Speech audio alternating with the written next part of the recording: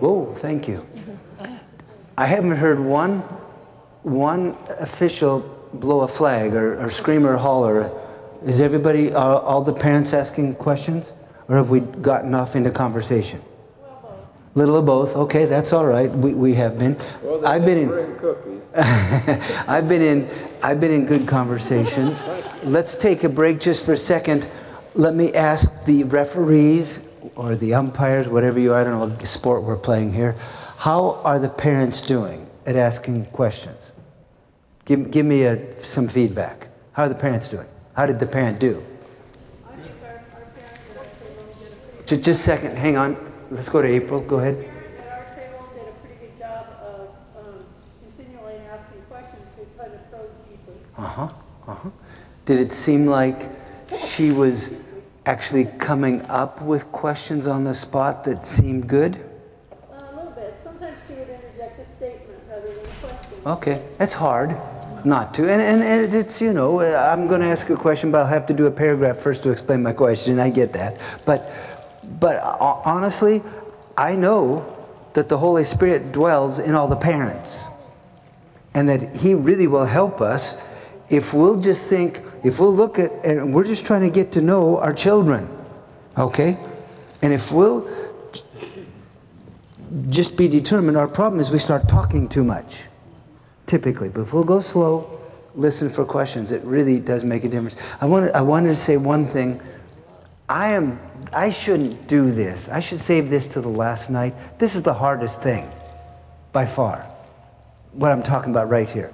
We're going to talk about some other things with children, but this is the hardest one. I have to rethink, why did I'm sure there's a real good reason why I started with this tonight, but I don't know what it is right now. I'm thinking, why did I do this tonight? Okay, so, but anyone else want to talk about how the parents did asking questions? Any officials? Seth, how'd it go here? I think pretty well. You know, our mother was only asking questions. You know, so she did well there. Were they good questions? Yeah. Did they go from the outward to the reaction? We didn't get to the end goal. Okay, all right. We were trying to figure out how to get there. Okay. Does everybody know what the end goal is? To relate to Jesus. I just did not a good job tonight. But the end goal is, I don't want my kids to follow me. I want them to follow Jesus, but I warned us a little bit, if you when you're having a serious, your regular conversations, if it always goes, well, what does Jesus think right away, they'll probably quit talking to you because they can't compete with Jesus. But if they know, if you're the intermediary, if you're the priest, and they feel your love and your caring, then it's easier for you to say, you know, we've been talking about what you think or what I think. Is it okay to talk about what Jesus thinks? If you're sensitive to them, rather than imposing something on them, you can probably keep the conversation going. How important it is to keep in our mind, I'm interested in you. That's it. I'm interested in you, my child, not Yes. in what you should have done, Yes. or how you should have done it. Yeah. But I want you to know Yeah. that I'm really interested in you. Yeah. And can I add to that, though? I care so much. I'm interested, but I really care. And if possible, I want to do anything I can to make your life as good as possible, because that's God's will. He came to give us abundant life. The reason the church is struggling so much is because we're missing what Jesus is saying. Okay? So, how we doing? We can keep going here. Do any of you have any questions about the great big concept that to be with others, let's think people in the church or your children or grandchildren, you want to know them, what's going on in their life, number one. Yeah, oh, I'm sorry. It goes back to what you said before this. When listening, I've found in listening even here, and in ours, they're gone, so I'm going to use them as an example. It's really important to listen to them and not be thinking of another question to be asking them while they're sharing. Yep. Because they missed everything they've just shared with That's you. right. It's huge. And it's huge.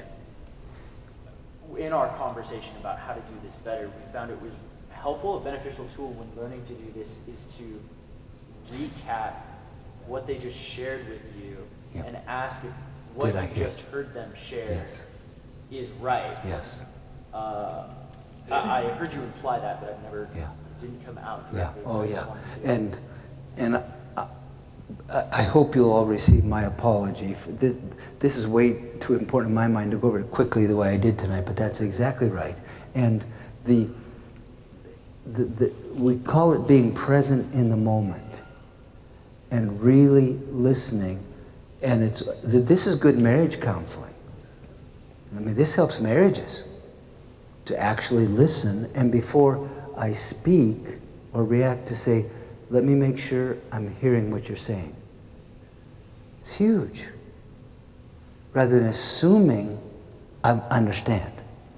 And if there's any question at all, can I say back what I think you're saying to me? That's just good communication practices. Validation. I'm sorry? Validation, they call it. Oh, is there a name for it? Okay, I didn't read the book. All right, good. How does it validate? You're validating what they say, so that they know that you understand. So it's validation. Yes, got it. Yes, exactly. And what it is and we say that. Do I understand what you're saying? And that means I had to listen well enough to get it. Okay. Anything else? I have a question. Yes, sir. In communication, the most important part of communication, we're told, is listening. Yes. And it's the thing we do the least. Yes. But in your teaching here, and asking the questions, and I get that's right on. But is there a place that you ask leading questions to lead them into what you're, the place, the end goal that you're trying to reach? I try not to. It's dangerous. Right. In that it can slide so easily to them feeling manipulated or pressured. If you can ask a question that has where you'd like to lead them as a real possibility, but it's open-ended enough that there are real choices, real options, and they don't feel like you're trying to get them to say the right thing. So it's about how they're interpreting your question. So excellent comment. I love that. And when I say, for example, clear down at the end, okay, we've talked about what you think, we've evaluated it, or what I think about what you think, and my kids all make fun of me. They say, well, my dad says, do you know what I think about what you think about what I think about what Jesus thinks about? And, you know, it gets kind of confusing after a while. But in the process of moving toward where we want to go, I mean, we're intentional as parents, as pastors. We're here to help people know the truth. The truth believed and obeyed will set us free. I helped Jesus a little bit at that. I mean, you can, or really the truth agreed with. The word know. If we know the truth, that's the two being one. If we know the truth, it will free us because we believe it and we'll give ourselves to it. We're trying to get our children, we're trying to get everyone there. If it seems clear to you about what they need to know, but they seem not to know it, I would at that point probably say, would it be all right with you if I shared something that I believe to be really important? In fact, I believe it's what Jesus thinks, but I'd like to know what you think about it. And so, and again, we can't live by a bunch of rules, but the principle there is I'm not even going to try to finagle you to. I'm willing to just say, I'd like to talk about this. Would it be okay? And because I've been listening to you for not just this hour, but for years, probably you'll say, well, sure. So I could get it right out there and then get evaluation of it. On the other hand, I've many times said, is it all, I know that you're committed to Jesus. Would it be all right with you if I ask about what Jesus thinks? Would you feel offended, or would that be okay to ask what Jesus thinks here? So I'm just upfront about my motives and where I'm trying to go, so it doesn't come off as if I'm trying to trick them or Manipulation. manipulation. Yes, thank you. Good word. Great, good. Is that okay? It's all about relationships, and discipling is so much about relationships. Not just this way, but this way. Okay, great. Way to go. Anything else? Was this, tell me, give me a little bit of feedback. Was this way too much, too fast tonight? How about practicing it in your group? Was that too hard? Some think, oh, you think okay. Okay? The referees had it easy. Yeah, I usually, let me tell you, that may be what usually I've got the referees screaming and hollering because I got a bunch of aggressive parents who are telling everybody what to think. So maybe I don't know, parents did a good job. Okay, anything else? Okay, Jesus, I thank you and I praise you for your wonderful presence. We don't have a book that does what I tried to do tonight from you. I've gleaned it varying ways over the years. There's as many ways to make disciples as there are to parent, and there's thousands of ways to parent. We all do it differently. But I ask you, and I will believe, that the principles that were of the essence, that were priority, that were almost essential, or at least really important, from your point of view, would you cement that to us? And I'll ask, could you help us to so love, help me to so love the people around me, that they feel like I care about them, if all it is going out for a milkshake? I think that's pretty big, just the valuing. And I won't go through it all, but would you help us all to test all of these things that I've given very practical specificity to with regard to the big picture of how you related to Peter and Judas. Thank you that you'll help us. I trust you to help everyone here to be a better parent, better grandparent, better parent of the church, through making deeper, stronger relationships for your sake and glory. Let me say again, I don't know how large your church is. I saw probably 200 people here total, and probably means 300 or 400 people. I don't know. They all need. I mean, I love this conversation we had here. Everyone needs to have a spiritual mentor, a spiritual guide, a discipler. Everyone needs a spiritual parent. Most don't have them. I got lots of stories. And your children and grandchildren are really your priority in my book. If you can't do it with them, you can't do it. But people in the church really need to be adopted, really do. And who can do that? Well, it's someone who is themselves making progress. What we'll talk about tomorrow night, I hope, will be significant enough, make enough difference that I could say to you, if you are doing this yourself, then that will probably equip and prepare you sufficiently. Which of us is ready to be a parent in the natural? Were you ready to be a parent when you had your first kids? We had triplets, for Pete's sake. I mean, were we ready? No. And everyone feels, I mean, let me ask this terrible question. Pastors went through 3 years of seminary, maybe 4 years of undergraduate work studying theory. And are they ready to pastor? I mean, to work with the eternal condition of people's relationship with God? Well, they're not perfect. Well, how bad can you be and still work with others? Well, we got to get positive about this and realize that we have Christ in us. And I'm going to pick on Dave. I know Dave Long. I know his life without knowing his life. I mean, I'm just guessing. I'm guessing that Dave has accrued